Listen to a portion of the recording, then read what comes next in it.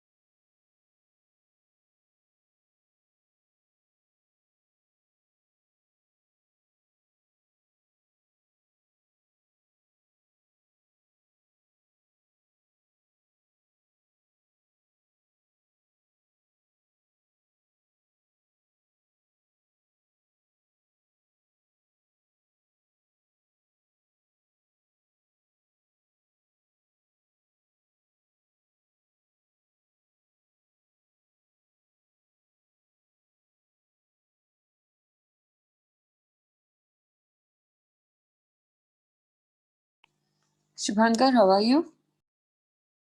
I'm fine, ma'am. Little cough. Okay, but for cough, everything else is good. Sorry, ma'am. What? Good. Other than cough, everything else is good, right? Yes, yes. Good, good, Everything. good to know. So we just shifted yesterday and Back to Hyderabad.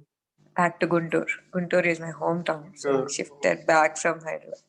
We stayed for 5 years in Hyderabad and we moved back now.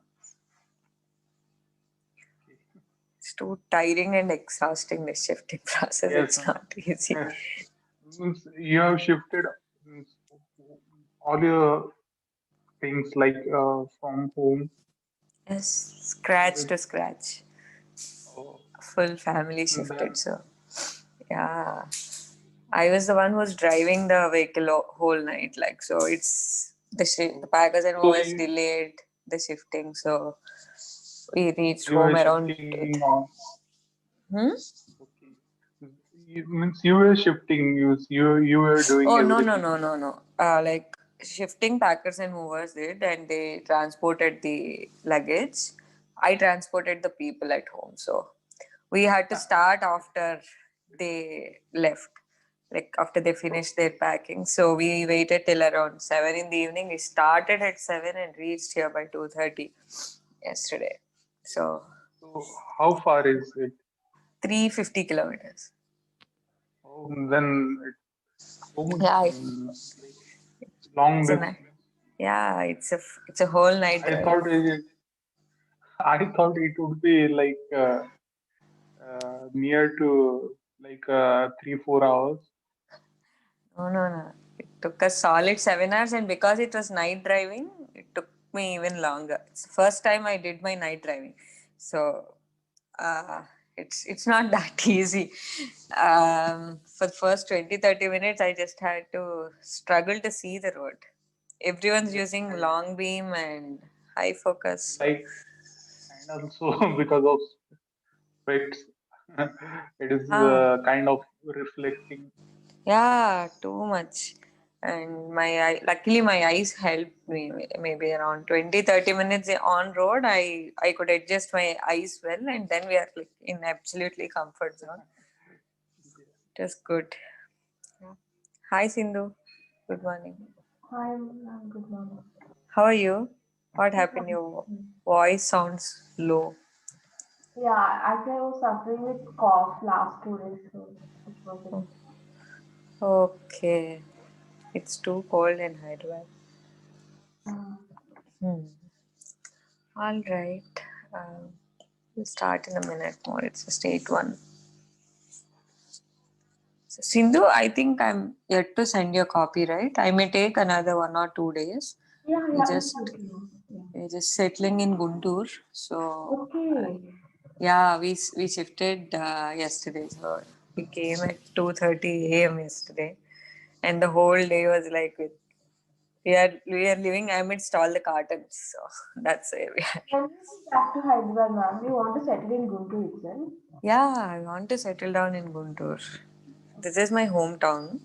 So Okay. we came to Hyderabad for like because I was working with SBI back then, and then for Okay. my preparation, and I left SBI, I left preparation, so I'm back in Guntur. Okay. Yeah.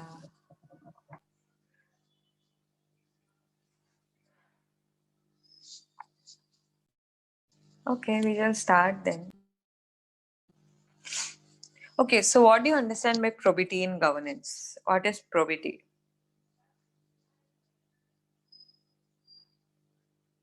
Hi, Anjana, good morning. Hi, good morning.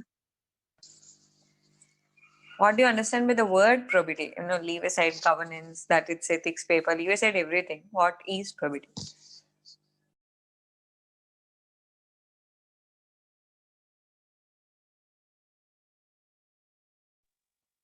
I think quality of governance. Okay, so like what does the word probe, like anything, does that reveal anything to you? To investigate, like Hmm. So probity is a feature where you can just go and see what is happening. And everything is there, bare open. It's not transparency. It's not just transparency alone. You can scrutinize every little thing that's happening in the government. It's that open for people to go, see, check, and participate. Every little thing is up for scrutiny. Every little thing is open for question. And when can someone be so open for questioning? When can someone be ready? Okay, come on, shoot your questions. I'm fine.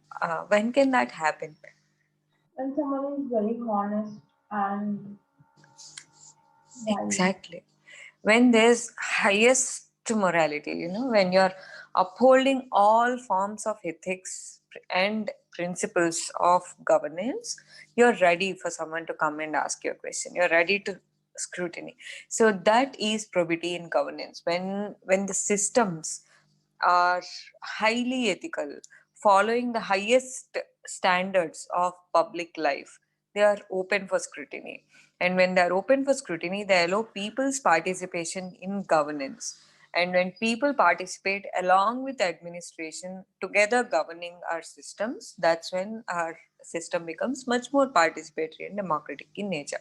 So probity in governance is a tool, right? It's a means to the end of good governance. So as you have systems with highest morality, as you have systems which are upholding public interest, that's when good governance become easy. So what do we mean by systems with highest morality? How do you judge the morality of systems?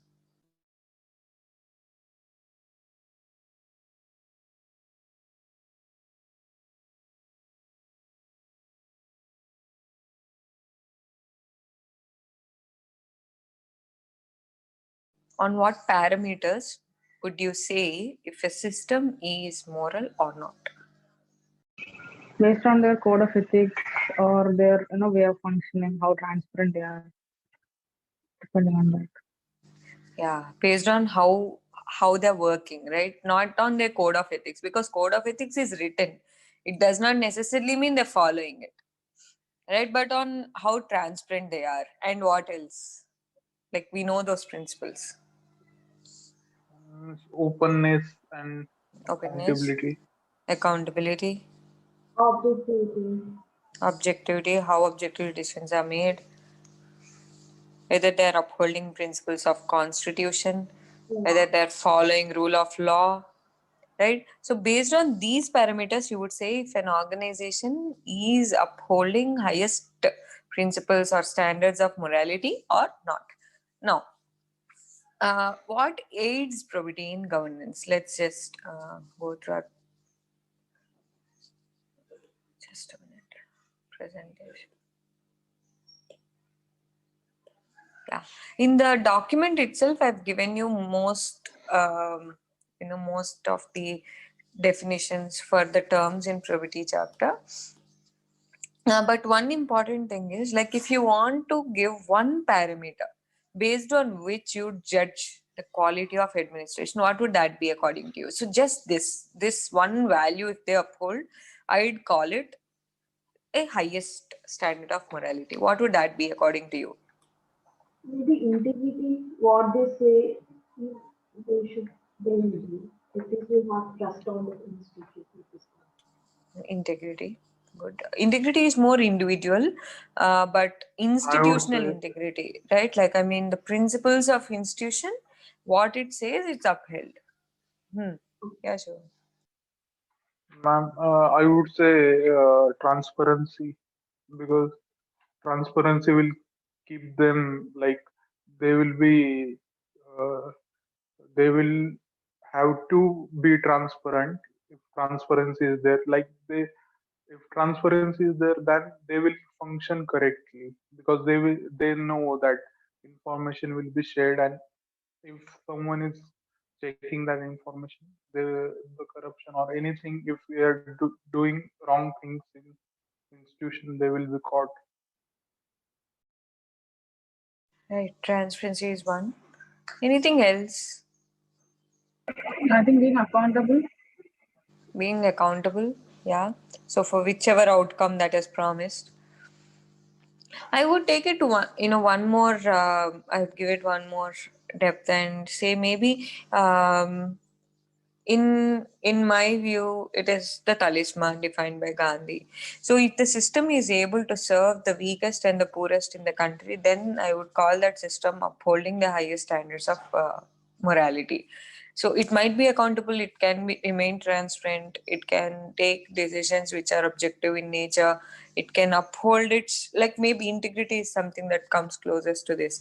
So if it's not enough if our administration says I'm upholding constitution, but it has to actually uphold the principles of constitution, right? So that's what I would see or consider as highest standards of public life, that is being in absolute solidarity with those who are the weakest and the poorest, and serving those who are the weakest and the poorest from from your position of power. So that's what I would see as the highest moral standards in administration, in public administration. Now, let's just keep going. Yeah. So for upholding this probity, we have several systems. So some are legal institutional procedures, some are just technical or administrative tools, some are institutions. So if we can just categorize, so probity and by probity, you're serving the weak and poor, upholding principles such as integrity, transparency, accountability in the systems. And how do you ensure this probity?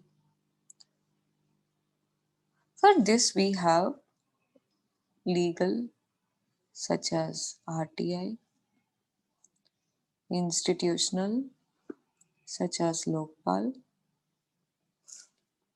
procedural, such as Citizens Charter, audits, you can write social audits, e-governance. These are some tools by which you ensure that the system remains clean. So the system on its own can never remain clean. It can never say that I'm upholding highest principles of morality. It is your duty to make system more accountable, more ethical in its way of work, right? So that is where we've got RTA, which is the most powerful tool ever. Then institutional Lokpal, which is dysfunctional. Then we have citizens charters, social audits, which are dysfunctional again. E-governance, which again, luckily, is somewhat doing well. So let's examine RTI and e-governance in detail. What do you understand by RTI? How do you think RTI upholds probity in governance, or how does that promote it probity in gives a government. chance for us. It gives a chance for every one of us to raise our questions, and uh, technically we are bound to answer also. So otherwise, we didn't have such a platform where we could question and where they were bound to answer. So I think that's it. Yeah, by making it open for questioning, right? Like at a very early stage, you can't deny information. It is made mandatory for the administration to share answers. Next, what other ways does RTA actually uphold probity?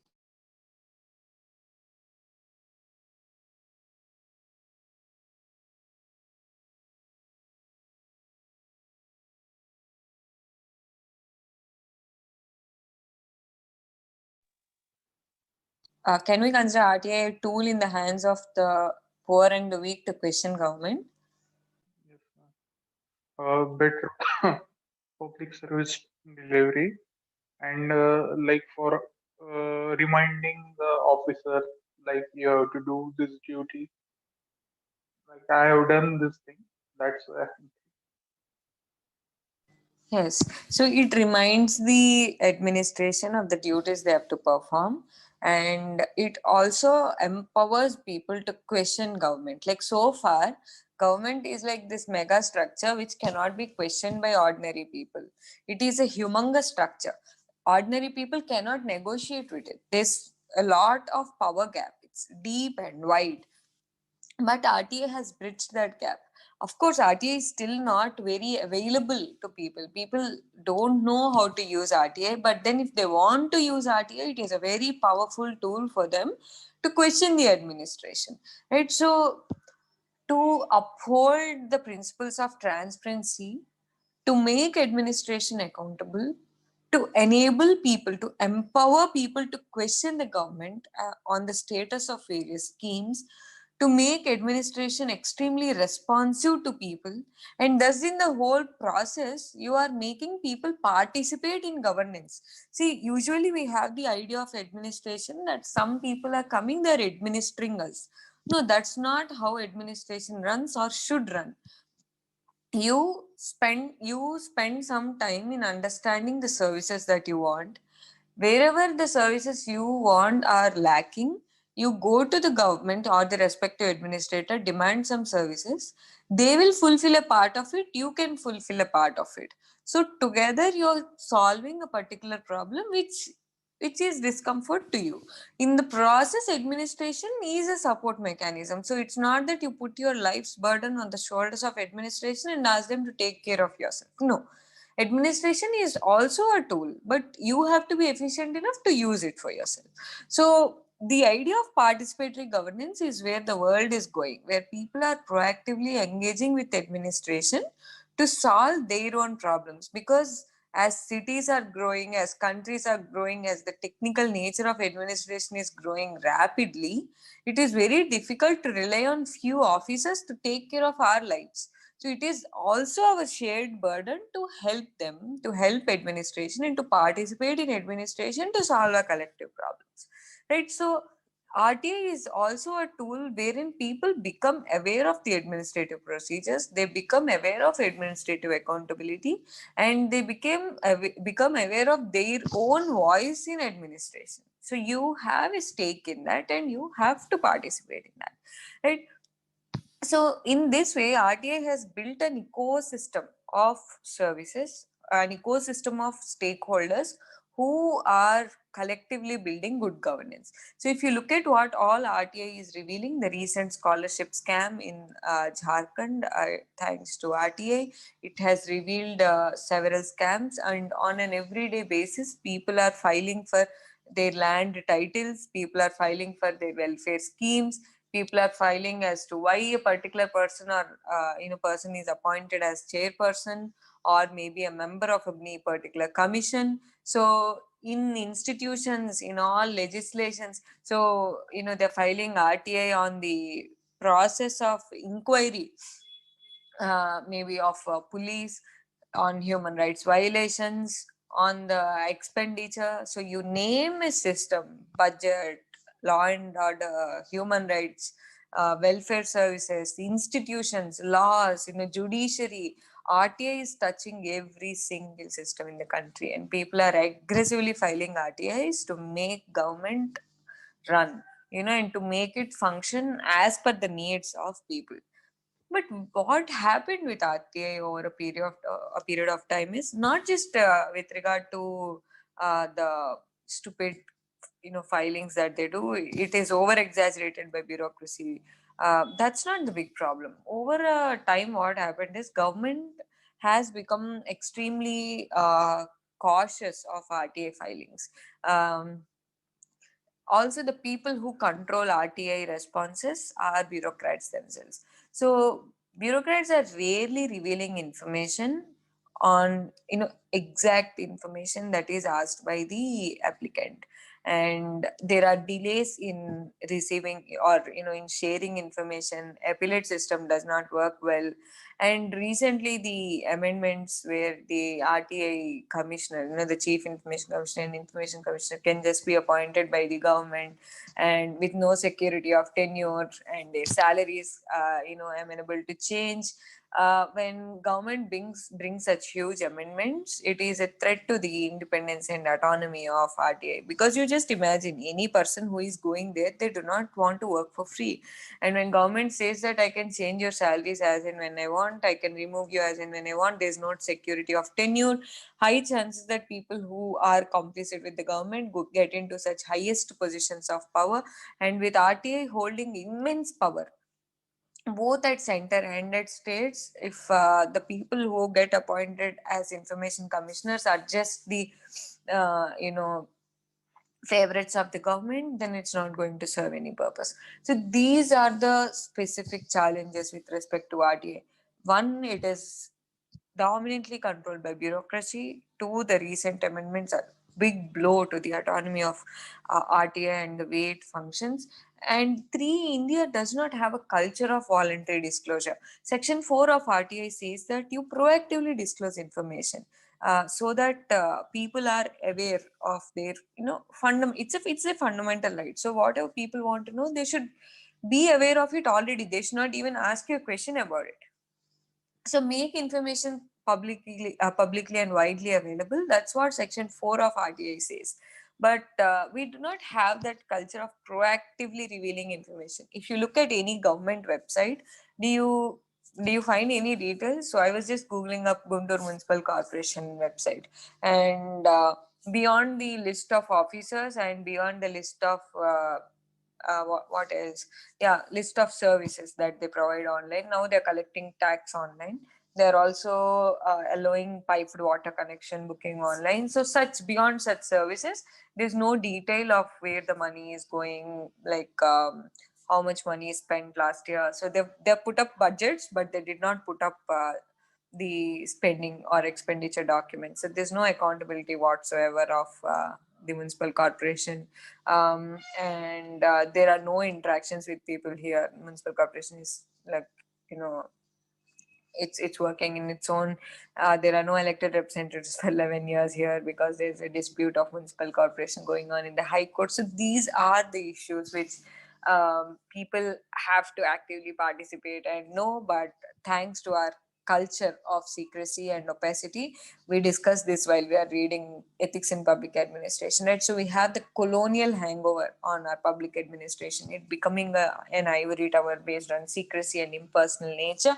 That nature of administration itself is not very conducive to the functioning of RTI in India. Next, coming to citizen charter. Citizens charters, okay, one more thing. Regarding RTI, I have the second ARC recommendations notes made. I'll share it on Slack itself. So of RTI alone, you can just refer to that. Next, coming to citizens charters. Yeah. So citizen charter, like what is your understanding of the word charter and involving citizens? What is a charter? Ma'am, like written things, like this thing, you have to do this thing. Charter, British Yes. charter. Yes. So charter is like a promise note, right? So this, and this, I'll be doing these things. So you write something promise something, write it down on a charter, and then put it up. So for people, for your stakeholders. Similarly, for citizens, you are putting up a charter. These are the services I'm going to do. By this time, I'll deliver them, and this is the quality with which I'm going to deliver them. So you put up the services that you do, quality with which you do, and to whom people can, eventually approach if the service is not delivered. So this is the process of making services more available to citizens using this simple tool. It's a very simple and powerful tool. But what's the problem with Citizen Charter in India? Let me share two instances of Citizen Charters. So just imagine you are the transport department of Andhra Pradesh. Citizen Charter 1, Citizen Charter 2. This is like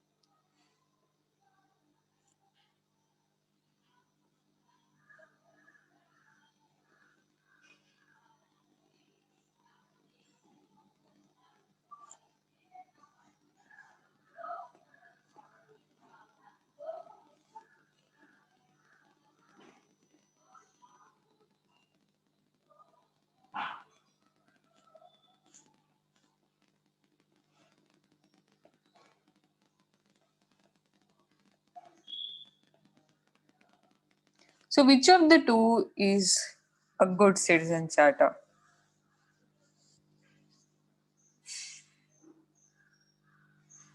For the transport department of Andhra?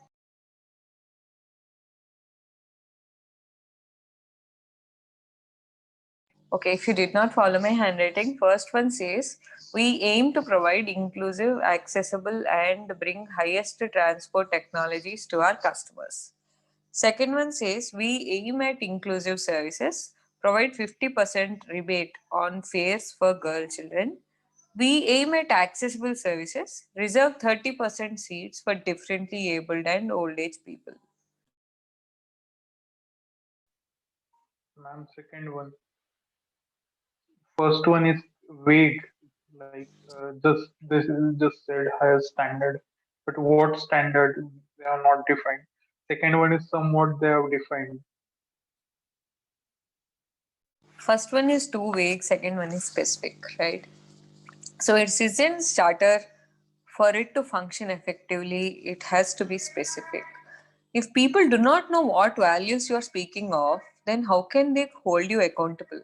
Let's just imagine someone wants to question Transport Department of Andhra Pradesh based on their citizen charter.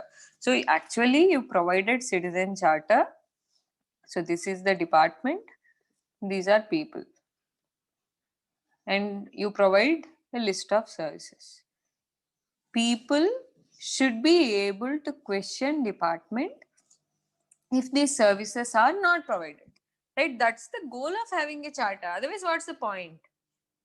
It's not just a promise. Then you can release a vision document, but this is not a vision document. This is a charter. Promise 1, promise 2, promise 3, promise 4. So if you do not provide these promises, I should be able to question you.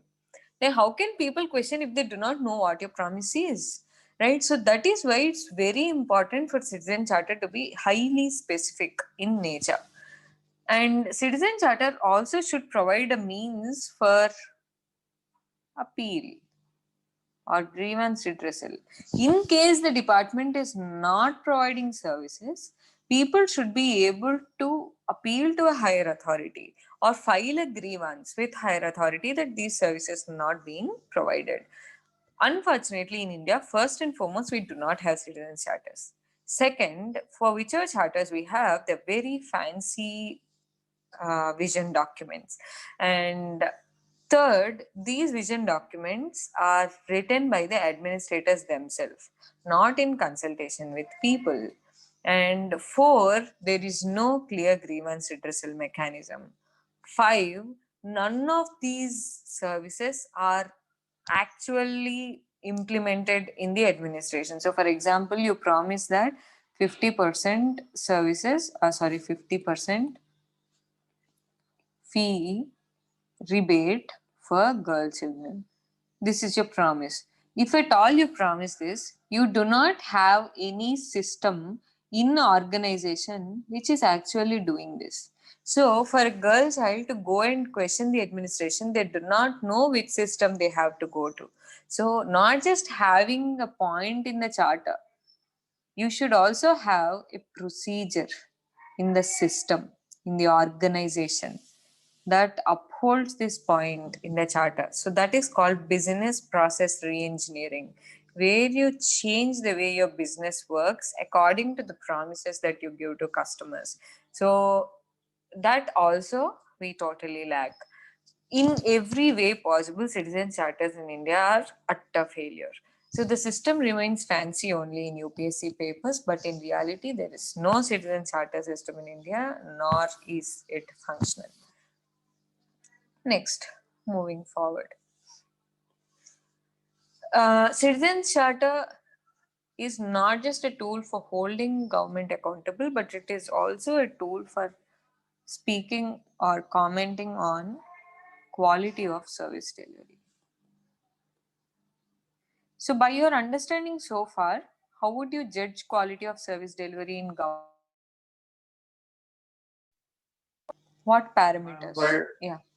like time, how much time it takes, or how much time we have to visit the office.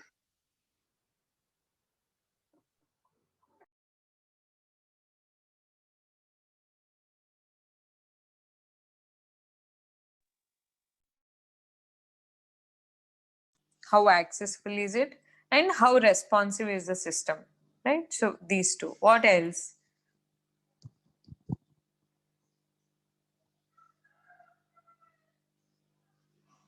How would you judge quality of services provided in the government?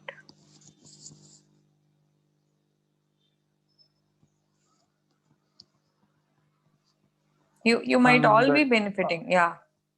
appeal mechanism.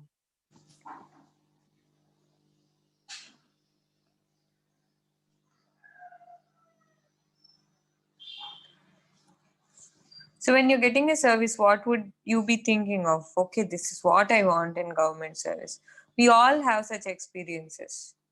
From those, what would you expect of quality of public service?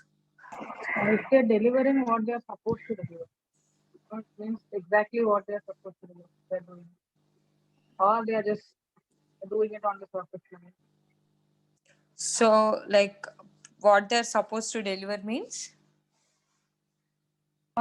Means some services they can just say we are doing it, but they might not really do what is required of them, so that it is not really beneficial. They just do it for on the surface level that yeah we are doing it for some people or for only at till some level. Right. It should be relevant. So it's not that you keep on allotting money, but it should actually, that money should be used somewhere, right? So that money should be, that scheme should be relevant for the for the customer base in which you are delivering the scheme, right? That's what you meant, Anjana. Yeah. Right. Okay. Awareness system now. Okay means? They should make the people aware of the services, like Right. what they deliver and So maybe how there they should be deliver. openness and relevance, right? So as they uphold relevance, they automatically create awareness. What else? So do we also do you think efficiency of spending is something you bother about? Yes, ma'am. Ma'am, just now you told something re-engineering.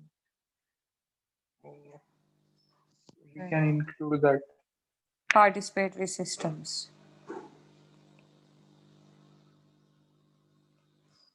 And accessibility is where your organization is aligning with your goals. And then upholding equity, inclusion. It's not enough if you deliver your services to a few, but they should be accessible, they should be inclusive, uneducated, illiterate, rural people, unemployed, everyone should be able to access services. Yeah, Sindhu. They should be impartial also. Impartial, thank you. Very, very important. How else would you judge? Are they delivering on time? Yeah, timeliness. So, efficiency of both. Yeah, actually, time. It's already written. Efficiency of time and cost. Monitoring systems. So, how accountable are you for the services, right? So, quality of service delivery in public services is not just about, yeah, you have placed order on Amazon, you have a grievance, um, a customer care is available to you, you can talk to them. That's not enough. The customer care should be accessible by a rural person. The customer care should be accessible to an illiterate person. Customer care should be responding in multiple languages. It should not ask you to file a complaint online, to write a mail. It should not force you to read the terms and conditions, because public administration is different from private administration in many ways. Amazon, so if you usually how people compare government and private, they say that government also should respond like public, private customer care.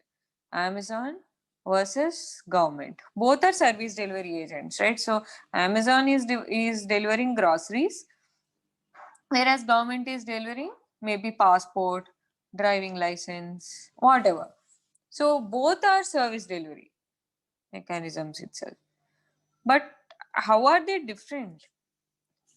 Government is different because, like you pointed out, so Amazon is also concerned about time and cost efficiency. But here, time and cost efficiency is only one parameter. So you may deliver within time, but if it is not accessible to people, if people cannot understand the language you're speaking in, it's pointless. You may deliver it in very low cost, but if you're not able to make it inclusive, so you have constructed a toilet, but the toilet cannot be used by someone who is differently abled. The toilet cannot be used in an area where water does not come regularly. Then how would they use it? So government service delivery is very different from private service delivery. It looks very easy to compare Amazon and government and say that you have to be as responsible as Amazon, but government has several other goals which cannot be monitored like the goals of Amazon. For Amazon, the ultimate goal is how many grievances did you receive, how many grievances did you solve? That's it. But for government, how many grievances you received? What values are in those grievances? You cannot give numbers also. So let's say value is equity. The value is a single widow. She needs a job. She does not qualify for that job. So it can be inclusion or empathy. How can you give value to this? I solved 2 cases with empathy. I solved 3 cases with equity, like that. No. So quality of service delivery in government is very, very difficult to assess. That is the reason we say that you can do anything in the government unless you're not doing something wrong. So unless you're doing something illegal, or unless you are gaining from the system, unless you are cheating the system, unless you are favoring someone in the system, using the system. You're not wrong, because you might be doing right only. It is very difficult to assess quality of service delivery in public systems with very few parameters. It involves multiple values, too many stakeholders to be assessed as easily as private systems. Now, same applies to utilization of public funds. So,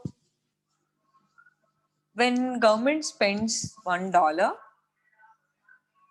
it looks at, okay, how is this dollar increasing girl child literacy? How is this $1 increasing literacy rate in SC/ST? How is this $1 retaining children in schools after primary, or maybe retaining girl child after her puberty? How is this $1 reducing child marriage? How is this $1 increasing micronutrients or reducing malnutrition? How is this $1 reducing poverty? Why am I using dollar, 1 rupee? So this is how you check the utilization of public funds. On one hand of utilization of public funds is the debate on corruption, wherein you speak about transparency, accountability. You have to be accountable for the $1 you spend. You have to keep your spendings transparent. You have to make it inclusive, like bring in people, ask them to do budgeting for themselves. This is on one hand. But on the other hand of utilization of public funds is this: how would you quantify all this? That is why one more principle when it comes to public fund is, if you do not deliver your services, the harm you're doing is not just corruption. The harm is directly impacting the quality of life of citizens. So because of wasteful expenditure or because of underspending on some critical sections, you are delaying the human development of the country. We know that government does budgeting, right? So we have an elaborate budgeting process, and the process of budget, the aim of budget is to spend on certain sections where by spending on certain sections you are enhancing the quality of living of those sections. And if government does not spend money on a particular section, it means you are delaying their human development. So when we speak of utilization of public funds, don't just get into the corruption narrative. Please also focus on the human development narrative, because each dollar is, again, each rupee is directly linked to a human development outcome. One more principle is, when we have to look at utilization of public fund, is trusteeship. Government and people. So this is government, these are people, and these two players are in a social contract where government receives taxes from people in return for the promise that I'll provide you health, education, and all the services that you need. I'll take care of you. So that's a promise by government in return for taxes. And when government is spending public money, it has to act like a trustee. You are not owner of the taxes. You are only a custodian of taxes. You are only custodian of people's money. And you're spending back the money on people. But unfortunately, we have the idea that government is the king and people are the servants. Government is the owner of money and people are the recipients, right? So that is why governments are able to spend lakhs, crores of public money on election campaign. You see, whenever there are elections, government gives out lots of doles. So all the taxes you collect in Andhra Pradesh, Telangana might be landing up in West Bengal elections now. Right? So these are happening because governments do not perceive themselves as custodians of public money, but as owners of public money. So that is the fine difference, and that is the principle by which governments have to function. That's one more principle by which governments have to pursue public funds. Next, how would government know the needs of people on which it has to spend? Is it the case? I think, like Anjana pointed out, governments might be spending money just for the sake of spending money. So they are bringing in schemes which may not be useful for people actually. So how would governments know what are the needs of people?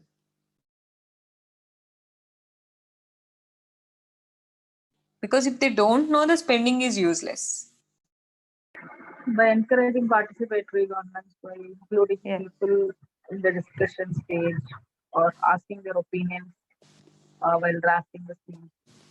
While drafting the budgets. Right? So here's a case where a man shows exactly what you have pointed out. The Samsung fully automatic top-loading washing machine is designed for eco-fabric care. I was fortunate. He said, "Why don't you stop it halfway through and do a Mexican wave?" I thought, well, that's an interesting idea. I thought, yes, that's a good idea. So what I'd like to do now, if you wouldn't mind, just straight across once or twice, and then that way you'll be as nervous and butterflied as I am. So you want to just start over there? You know what the Mexican wave is? Can you stand up and sit down again? Okay, no. Yay! Okay. About 15 years ago now, I was working at a place called the Bradford Resource Centre up in West Yorkshire. It was a hotbed of left-wing activism, or a sort of slightly cooling bed of left-wing activism by that stage. And a woman called Hilary Wainwright came to give a talk on something called participatory budgeting, which I'd never heard of.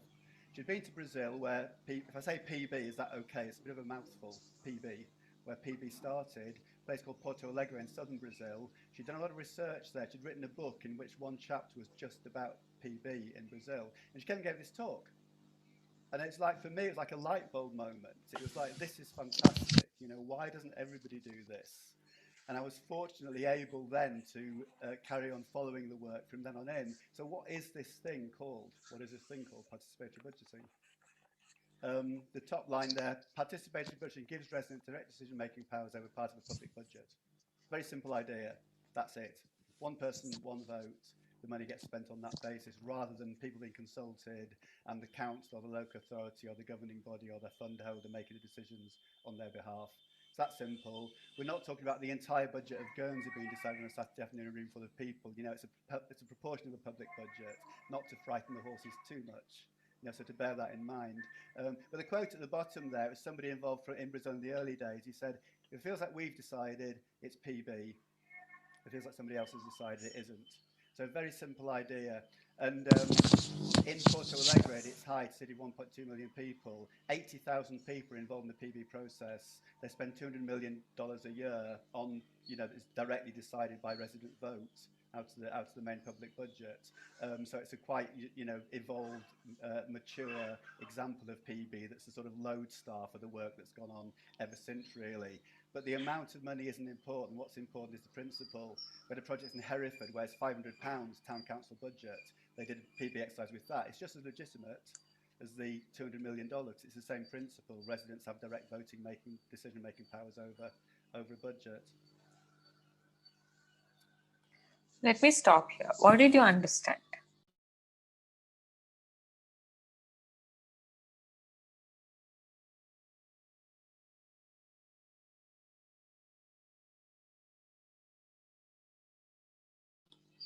What did you understand? Like what is he speaking of? About how you have to involve people in the budgeting, and that last quote was very powerful also. Yeah, he's speaking of participatory budgeting process. And what's the principle of the participatory budgeting process?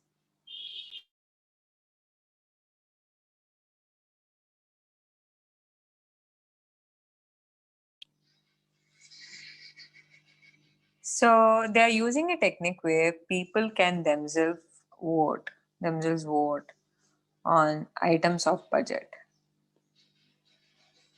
I know that his language is quite a bit difficult to follow, but the spirit of the topic or his presentation is how people are voting on certain items of the budget, because ultimately it's people's money.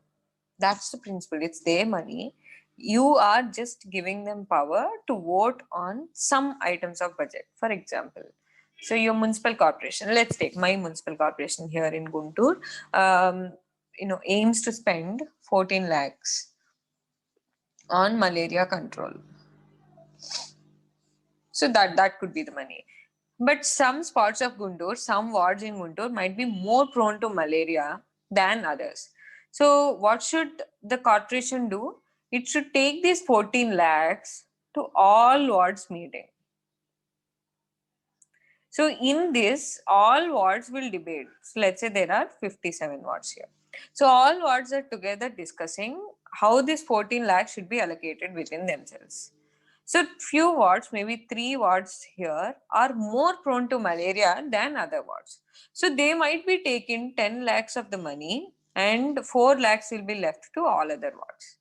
And next, within these 3 wards, based on the priority, they have allocated 6 2 2.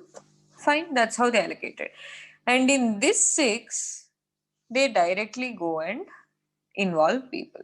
So this is, let's say, ward number 37. It got 6 lakhs for malaria control. And now it is sitting with the people of ward number 37 to decide how these 6 lakhs should be spent. Some people might say defogging. Like every day, spray that. Some people might be saying for removing any stagnant water. Some people might be proposing introducing some form of biopesticide. Some might be proposing maybe mosquito nets and mosquito nets and other such Odomos mosquito repellents for the poor population. If in that particular ward number 37, most people are poor who cannot afford to buy mosquito nets and Odomos, but if the budget is decided by rich people who think that defogging is enough, is the budget relevant to the poor? These people, despite defogging, they cannot afford mosquito nets. Even though you just spray that medicine, if you do not have nets, you cannot confront malaria. But these people cannot afford nets. But the budget is not providing for net because it is budgeted by few rich people. Is that budget relevant to the last mile? No. No, right? So that is what is happening with our administrative systems now. Our budgets are mostly made by bureaucrats or by ministers who rarely, very rarely understand them, not even work for them, rarely understand them. So most of the budgets become irrelevant to large sections of our population. Most of the schemes are irrelevant to large sections of our population. We don't know why government is spending lakhs and lakhs of money on just on just awareness generation, and people are already aware of certain things. We don't know why government is spending lakhs and lakhs constructing toilets when water is not there in any particular area. And when piped water is not there, how can they use toilets?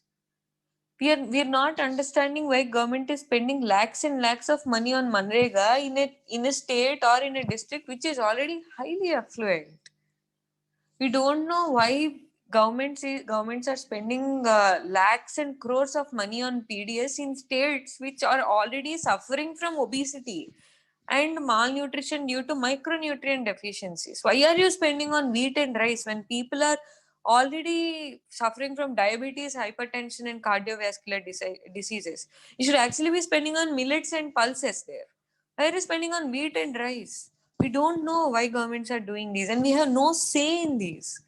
That's the unfortunate thing of public fund utilization. It is still dominated by bureaucracy or by political interest. People are rarely having a say on how money is spent and where they want money to be spent. I want the tax money to be relevant for my children. Tomorrow, if I have to send a child to the school, I cannot afford to pay 1.5 lakhs per year on a fancy international school. So if I am paying 1 lakh rupees as tax money every year, I want that 1 lakh to be spent on health and education for my family. I'm separately paying health insurance worth 50-60,000 every year. I'm separately paying 1.5 lakhs on education every year for child. Then where are my taxes going? And the roads are not well.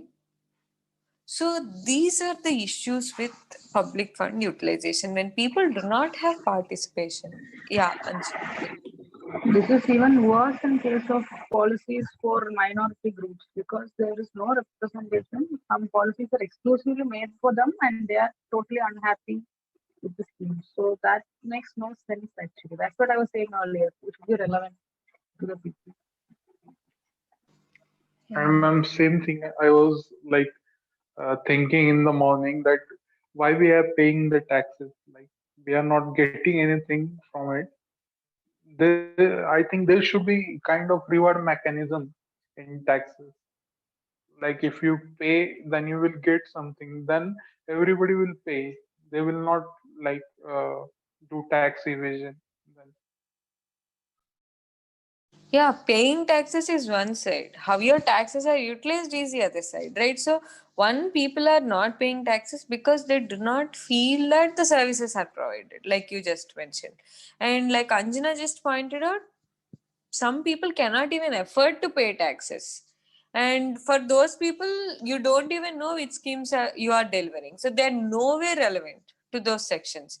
So, this is the problem with utilization of public funds. So do not just confine to corruption, transparency, accountability, but there is this larger question of is government actually representing people's needs? Right? So that's when your system can be called closer to getting to probity or public interest. So you're closer to upholding public interest then because that's what public wants. And participatory budgeting is a powerful tool to enable people to participate in governance, directly through the process of budget. They are saying, this is what I want, this is what I want, this is what I want. It could be very difficult at a national scale and a state scale.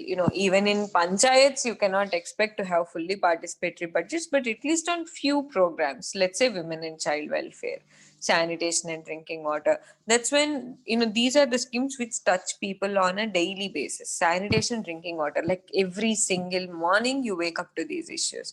So at least things like that can be delegated to people. Leave aside the very fancy ones like whether you want roads constructed, whether you want to go to the highway, whether you want those mega irrigation projects, leave aside such things, such debates. Simple ones. Drinking water. At what time you want drinking water? How can we provide drinking water at a time where every woman does not have to, compromise on her work hours to collect drinking water? How can we provide sanitation services such that avoidable health costs like annually falling sick because of uh, flies and mosquitoes, avoidable, totally avoidable? At least 20-30,000 are spent on dengue, at least in Andhra Pradesh. I see that every year, and Delhi also. So these are avoidable health costs. How can how do you want to spend money on these areas? You ask people, they have so much common sense, right? So that is about utilization of public funds. Let me just move ahead and discuss work culture. So what do you understand by the term work culture?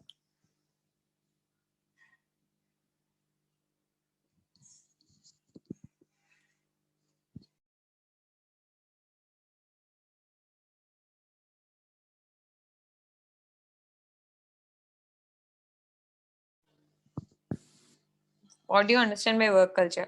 Did you ever read that Microsoft is the most wanted place to work, most desirable place of work? Have you heard these ratings?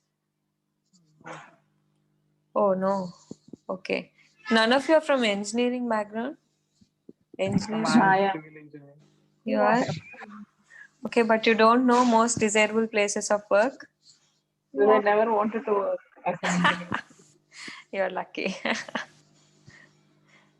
Okay, so there are some organizations for which global ratings on the desirability of work are released every year.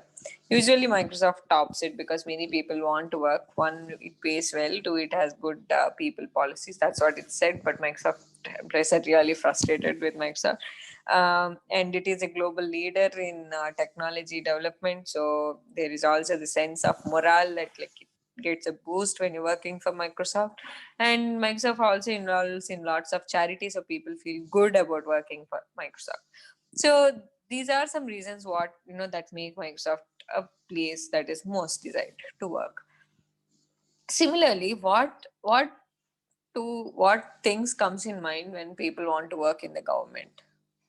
So what work culture attracts you to work in government? What features?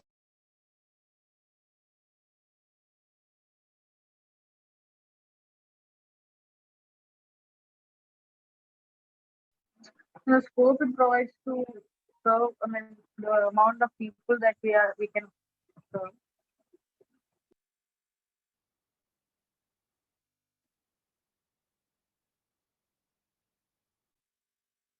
What else?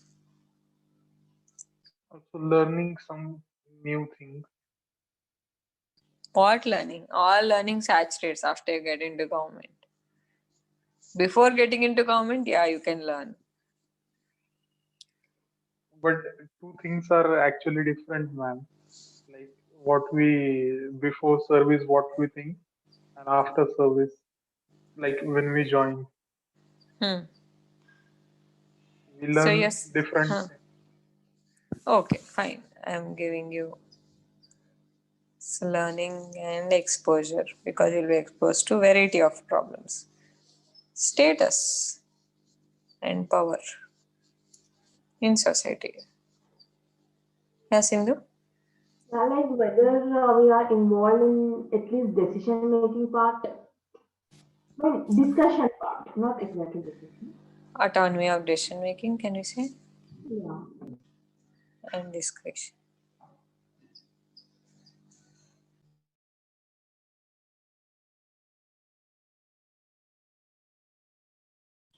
So largely these are the factors with which any government service can be defined. So these broadly, yes. But work culture does not just depend on these, but for a group of people to come together, work and deliver results, it need to work on some principles. So there should be some principles, some values that are inbuilt within the organization so that this group of people can cooperate with each other to achieve these outcomes. So usually the most agreed principles are inclusiveness and diversity. How diverse is your organization? And how ready are you to listen and welcome dissent or maybe feedback? Team and hierarchy. So how are your teams aligned? So are they highly hierarchical in nature where few people call the shots for all, or is the entire team participating in decision making? So how is your team linked through in the hierarchy? Next, how yes, how do you provide grievance redressal mechanisms for people who are not very satisfied with the organization? How welcoming or how accessible are these grievance redressal procedures? So, based on such parameters, you can call an organization working on good principles of work. So, different people from different experiences, like some LGBTQ people, some minorities, some from lower caste, women, low income background, All of them are coming together. So that itself make the service very robust in its diversity. So once there are diverse experiences and all these people have equal responsibility in putting forward their ideas, so each one of them will have incentive to take ownership of the organization and participate in decision making process. If only one officer is deciding or making all decisions, there's no incentive for others to participate even, right? So when all of them have that stake in decision making, they have an incentive to participate. Next, people will have differences obviously with each other, and how are you resolving those differences? Are you listening to someone who is different from you? Is there a mechanism of feedback constantly to listen, to update, to negotiate your differences? So that is welcoming feedback. And when an organization has all these, and which if it balances work and life, and it provides scope for healthy families, you know, besides the work hours, that is when you call it a good work culture. When it comes to Indian bureaucracy, our bureaucrats have excessive pressure from politicians. There is unnecessary and unwanted political interference in your day-to-day activity, and there is excessive hierarchy wherein the officers from all India services usually dominate state services. um, there is some sense of insecurity in state security offices, not in all the places but most. And there are no feedback mechanisms whatsoever. There could be sexual harassment at workplace, we don't know. Government is largely silent or opaque on how well women are treated, how well people are included in decision making process. We don't have any information on that. Next, coming to inclusion and diversity, I have already shown you the statistics on how inclusive our civil services are. How many secretaries are women, SC/ST, minorities, how many, what percentage of officers going in are belonging to these categories. So there are challenges at all levels for inclusion in our system. So this makes our civil services, you know, a challenging work environment to work with new ideas, to solve problems proactively. And most of the times, because of politicization and also because of the excessive competitiveness of the job, the focus is mostly on promotions, on getting plum posts, rather than on delivering services efficiently or solving problems with intelligence and with empathy. So if you have diverse organizations, people coming from lower caste, then they will tell you the challenges unique to those castes, so you can customize your welfare program to those castes also.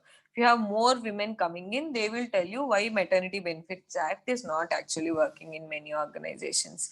So you will be able to learn from them and solve those problems. But if you're not diverse, your problem solving ability is affected, because you are thinking for everyone. You're thinking as a woman, you're thinking as a LGBTQ, you're thinking as a minority, as a lower caste person, which is impossible, and you cannot solve problems like that. That's the challenge with our governance. That makes our governance not so good. And next, now, why are we speaking of work culture, utilization of public funds, and service delivery, standards of public service delivery in this chapter? So as we studied at the beginning, probity essentially means following the highest principles of morality, which are relevant for good governance. That's how you call your governance good, clean, and ethical. So for this, you need healthy work culture. For this, your fund utilization has to be based on certain principles. For this, your service delivery has to be based on certain standards. And to assess how far we have reached, we use RTI, we use Citizen Charter, we use e-governance tools, we use social audit. These are certain tools by which we arrive at probity. That is it largely with probity in governance. one more major area when it comes to probity in governance and what stops our our governance systems from upholding those principles is corruption. Corruption essentially means that you are using your position, your public position, to gain privately as an individual. So you are the head of RTA, Road Transport Authority, like you are the person who is responsible for that. You're using your position as RTA to give licenses to your family members without taking the driving test. That is corruption. And corruption is not just about acting wrongly, but it is also about not acting in a right way. So let's suppose you are not doing corruption.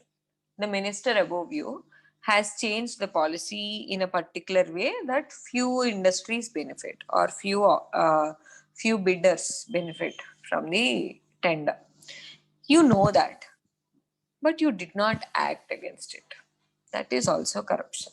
So when you enter public service, you have privilege to information that common man does not have.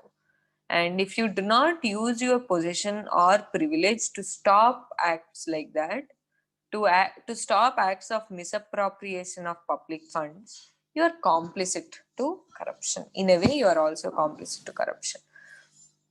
And recently, I think I shared this example on channel. In Italy, it happened that in the early days of COVID, because the administration did not know what this virus is and why people are falling sick, they thought that it's just a hoax and they did not evacuate most people to get treated. Because of few days of delay in their response, thousands of people in a particular town died because the administration could not take steps quickly. That is also a form of corruption. And if you're not in India, you'll be held accountable for that and you may be punished. In India, you'll not be punished for that. Your conscience may punish you for not acting quickly, for not taking an early warning seriously. But in foreign countries, you might be facing trouble for that. So corruption is also not doing your duty in the right way at the right time.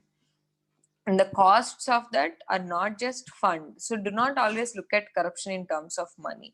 Corruption is about loss of life. Corruption is about the human cost in revolving around those government offices. Corruption is about the sense of insecurity people feel in the face of government. Corruption is also the impact on human development index, because people, if they do not receive the scholarship that they have to, or if they have to pay bribe to get health insurance, and if they're pushed into poverty without that health insurance, corruption is also responsible directly for impacting people's human development, right? So while one part of corruption, collusive form of corruption, where the bureaucrat, the politician, or the businessman, where few people in power come together, negotiate a deal, and share public money. This is the most visible and most spoken of form of corruption, collusive corruption, where people eat our money. But the other form of corruption, which is even dangerous, which is harming us every single day, is coercive corruption, which is taken in the form of bribes, which is taken in the form of multiple revolutions around offices, pressures, delaying files. All these, the cost of this is human. So people's development is delayed by coercive form of corruption. You are forced by someone in power to pay money for a service which you actually deserve. So this form of corruption is even dangerous than this. So this form of corruption needs, we can change not just with RTA. RTA is more, it reveals information. That's it. It reveals where the file is. It reveals what is the responsibility of particular person. But attitude, strong laws, or implementation. People are highly empowered that they can question someone who is taking bribe, that they can lodge a complaint with ACB if someone is taking a bribe. The systems are extremely transparent, rigorously punishing someone who is taking bribes from people, who is forcing bribes from people. That's when the attitude towards corruption changes. Now people are okay with giving bribe. Those who are in power are okay with taking bribes. So we are in a comfortable status quo right now. But people should become not okay with giving bribe. That needs attitude shift. So the problem with corruption is if someone is having money, they want corruption. So in all middle class families, people want corruption. You want to get ahead of the queue. You want to stand before others. So even in TTD, TTD Balaji temple, people give 500 rupees to the policeman who stands right in front of Lord Venkateshwara to make you stand for 10 more seconds. Really, my mama did it. So you give 10,000 rupees to the constable who stands right in front of Balaji at the queue. Then they'll not push you in the queue. Otherwise, you'll just be pushed and thrown out. So people want corruption. People want that inequality to prevail. But those who are left out of this payment cycle are truly ignored in human development. So that is that is the danger of coercive form of corruption. As long as attitudes of well-off bribe givers and bribe takers change, we cannot change the lives of people who cannot give bribes. Right?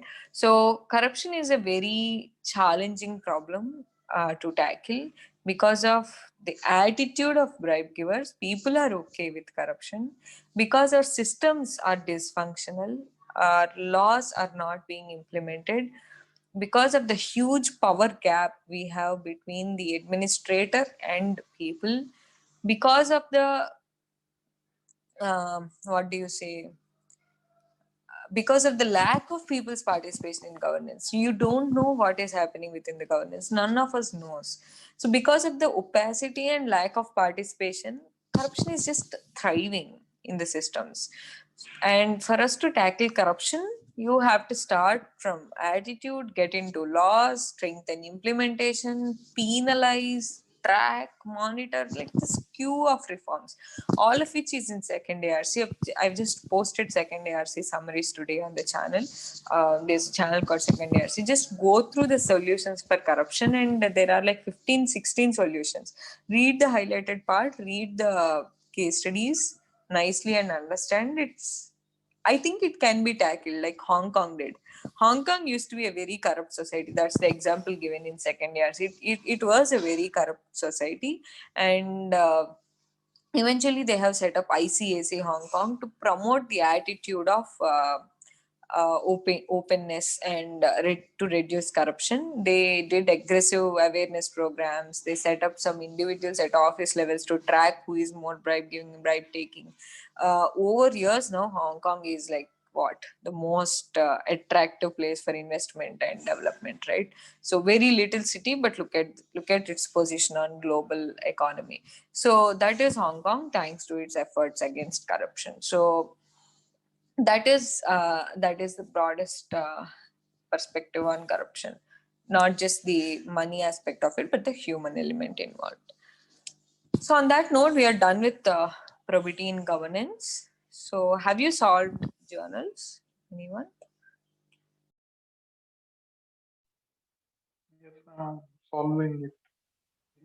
Yet not complete, but I'm solving. Okay. Any doubts in journals? No, ma'am. Okay. Sindhu? When I did not solve, I just saw those questions. I'll solve it to then I'll upload on the portal. Okay. So if you have questions in journals, like if you solve journal before the session, it will be useful because you'll have questions in from this chapter. I can directly relate this chapter to the questions in journal if you solve it. So do solve and let me know the doubts. That's when your classroom subject can actually be absorbed by you if you solve the journal. Okay. So do not delay, like try to do it today, tomorrow itself, and post any doubts if you have. Okay, ma'am. Okay. Okay, then what's our next session? I think it's on case studies, right? Yes, yes. Okay, fine. Are the case studies is, I think the file is shared with you, right? Yes, ma'am. Right. So do solve the case studies like you did in the previous session. Just the outline, read them well, try to figure out what is the central issue, and solve them. We'll also discuss how to write, because in your solutions, you're like each one of you is writing the central issue here is. You need not mention the central issue here is. You can maybe start off by saying this case study presents as a dilemma about, or the case study revolves around the case of, like you can use some different wording instead of just writing the central issue here is, because it might be too explicit to say. That's one feedback I have from your test papers, but otherwise the answers are good. I mean, I think just managing word limit can help a bit, but we'll reach that stage later. Do not keep that as a central part. And one more thing, do not explain what you have already written. I think I gave this comment to a couple of you. So you're writing a point ki conscience is something that, you know, that decides our, that is our inner morality, helps us in deciding what is right and wrong. And then you're going on saying about conscience. So you know, as we listen to our conscience, we can, because we listen to our conscience, we can decide what is right and wrong. If we, you know, it will help us feel good. You're going on explaining about conscience. So write 1 or 2 lines, give an example if it has guided you ever, enough. Or if you want to share how your so go into another dimension of conscience. So within the same dimension, that is definition of conscience. So for example, you have conscience. One dimension is definition. Other dimension could be features. Other dimension could be how it shapes or what are its sources. Other dimension could be how it helped. Right? So this is how conscience has various dimensions. So if you confine to first dimension, that is definition, and write 2 paragraphs about it, it gets boring. So quickly summarize what is conscience, then go to the next dimension, then go to next dimension, then you can cover some solid 2 to 3 dimensions in the same answer. Fine. I'll discuss more on the principles of writing as we go, but this is just like a feedback on your paper. Ma'am, we can mention this like title, and then we can do it like we will not mention like this is definition. We will continue with that. Then we will write like star features, and below that 1, 2, 3, 4 like features. Like this, it will be better, or directly like definition. Then No, don't use any subheadings. So write definition without putting any subheading definition, no subheading. Features, if it takes you longer, use a side box. Features of conscience, or maybe sources of conscience. You put a title like for that side box and write religion, individual morality, role models, law, you know, ethical theories. These are all the sources of conscience. And then you can keep on going here. How my conscience helped. What are, like, you know, how can we cultivate conscience or whatever. Right? So don't put any explicit titles. okay, ma'am. Then, ma'am, I saw that video of you were explaining, like for any kind of statement, like in the initial part, we can give our opinion, then we can decode that statement, then we can present counter view, or we have to present our what we have understood according to us. Like I was having confusion in this like series of thought, like line of thought. Okay, that usually, that framework you can use for quote based questions. Right? So for a question on what is conscience, how does conscience guide you, there's not much to write a counter view. We largely explain our view and then we back up our view. Right? So that's what we do plainly. But if there is a quote which needs interpretation, you have to give your meaning. You can go for a counter. Got it, Shubhankar? That is for court based. For both Yeah, these ma'am, I questions, I have a doubt. got it. I also Yes. I also have a doubt. Like, are we should we explain it or not? What exactly should we write? I mean, is it just like we have to write in very short about our understanding of the code and then try explaining it with examples, or what Yes. exactly? How Yeah. exactly should we approach it? So give me a quote. Let's just try and do it. The one in the test or some other. What like can you Ma'am, can The someone one give? test is on I'm an having here. unexamined life. Hmm. This thing, ma'am, the first duty of man is to think for himself. Can we take this? Yeah.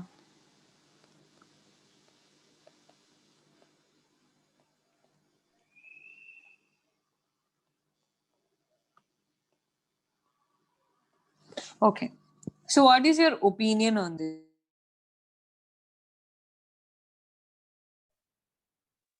Ma'am, like opinion in that discussion, like there are many people who think about themselves first, and they consider that as their duty. But there are some men or women, like person in our society, they think about the people. First duty for them is to think about the people. Okay. So your opinion is that most people anyway think for themselves, but those few who think for others are agents of change and create a better society. So if this is your argument on the case, then you can, so this is enough. Like as you present your central argument or your central opinion on this quote in the first line itself, it is very clear to the examiner that yeah, this person is agreeing that most people think for themselves, but those who think of others are responsible for creating a better society. Now you can go on to, so I would like, what I am saying is, after writing this first opinion, you can stop here. Don't again explain this statement. Is the statement clear enough in itself or not? Yes, ma'am. Right, you can stop there. The major challenge I am seeing is there is an explanation again of this that is taking one whole paragraph. So that is how you write Right, your ma'am. starting line, and then go into your second paragraph or your first paragraph. Maybe I should say this is the starting line, and then you get into your first paragraph. Here you would say, you know, everyone must take care of certain essentials, like survival, family, aspirations, etc.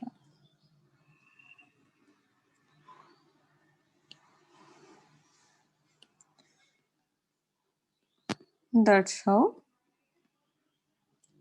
we were able to create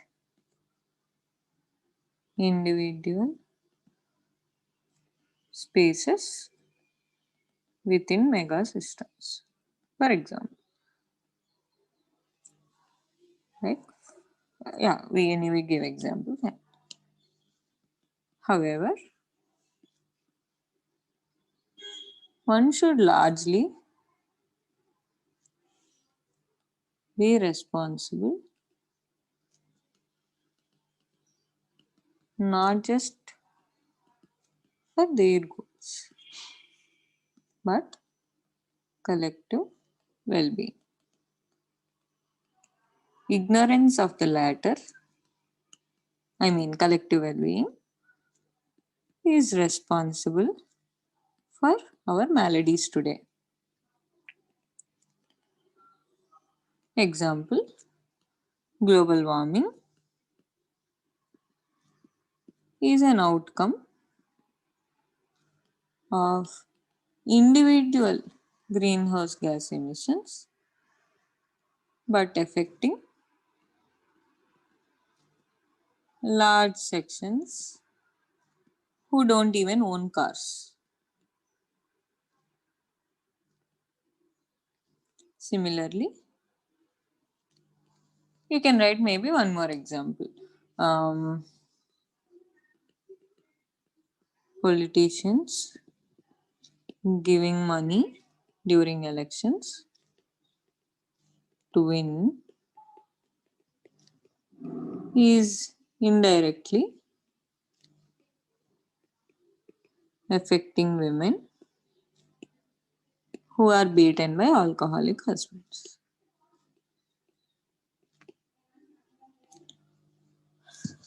Then you can go into next page and get into your central argument. So what was your central argument? So far you have explained this only. So far we were explaining how our first para is about everyone should take care. I agree. You can even write one more line here. How, doing your duty or thinking about yourself is important. That is your first paragraph. In your second paragraph, you're gradually making the transition into the next argument.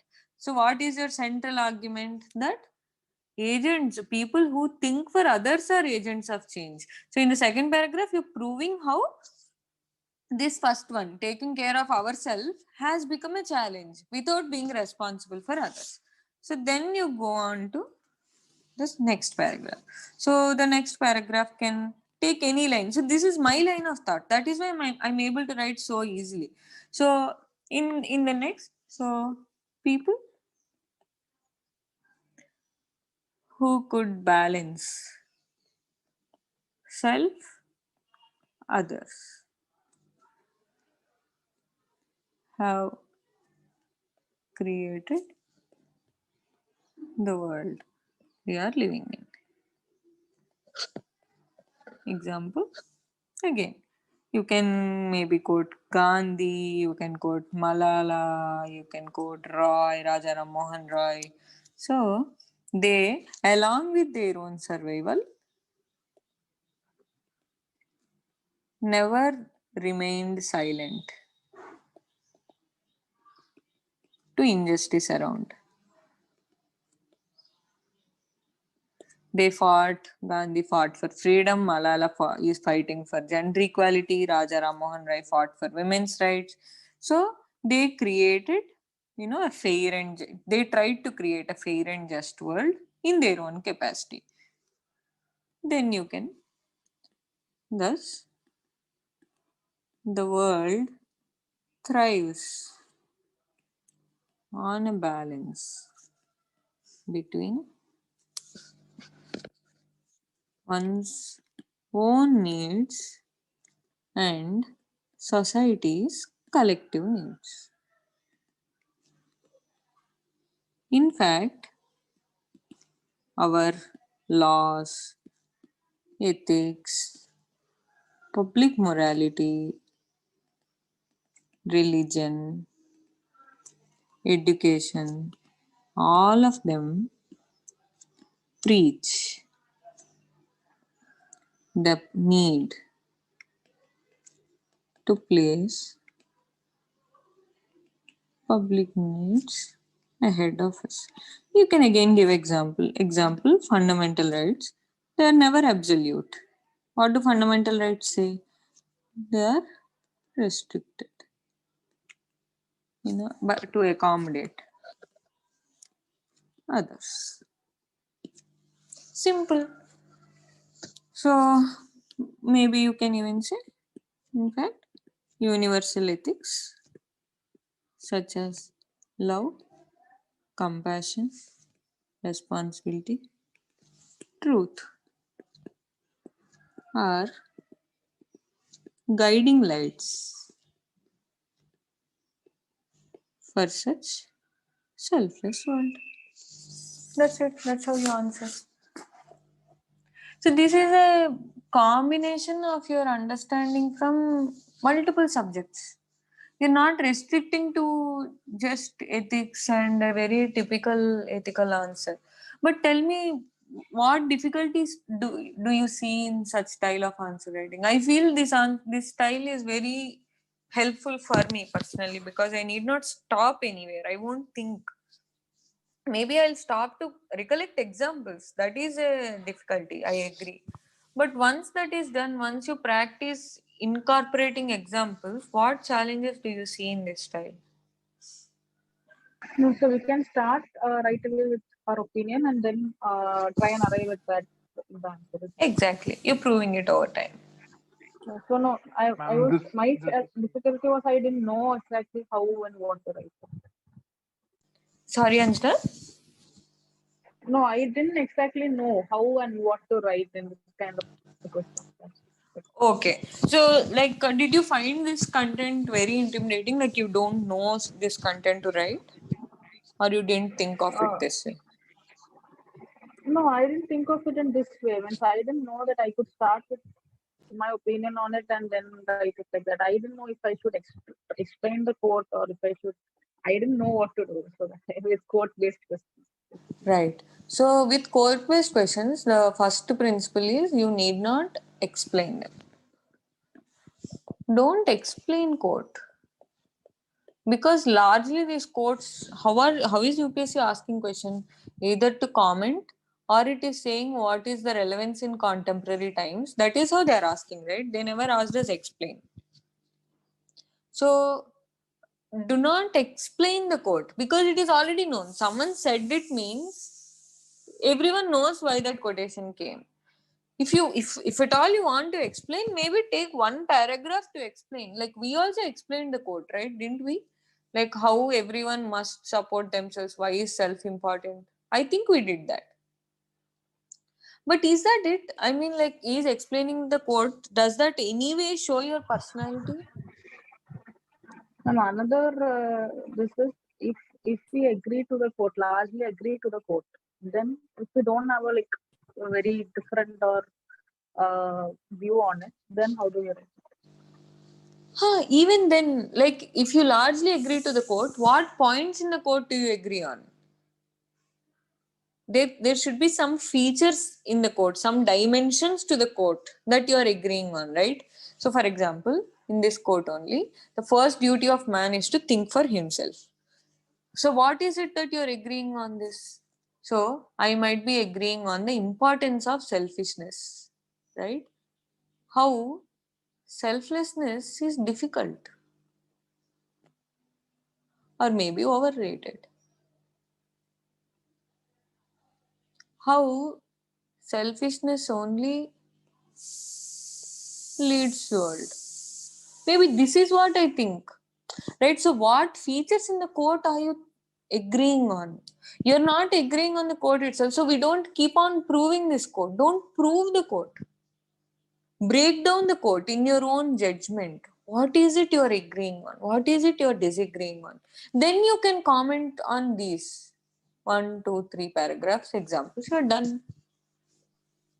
Got it? Otherwise, if you keep on writing, like if you keep on giving examples to prove the quote, it gets very boring.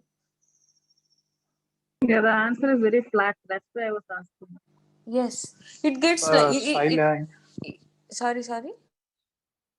Yes, ma'am. This line of thought and this style is very simple, and we can do this. I was struggling for that only.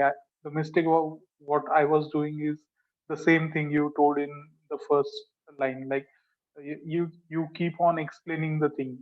You have told this thing, then you just explain that only again and again. But I this is think very in simple. discipline, most of us were there. Like in discipline, yeah, discipline creates good systems. For Yes. example, political system, discipline creates good system. Example, education, proving continuously. Okay, man, what is it you're agreeing? You can agree on discipline. I don't deny. So maybe you can speak on how discipline has, how discipline suppresses differences. It suppresses differences and elevates what is our commonalities. Discipline gives us a value system that helps us yellow the, cut down the negativities in us. For example, for most of us, there could be laziness, procrastination. It cut downs the negative values and promotes the positive values by giving a system. And discipline, why does it create? Because it rewards, because there are punishments.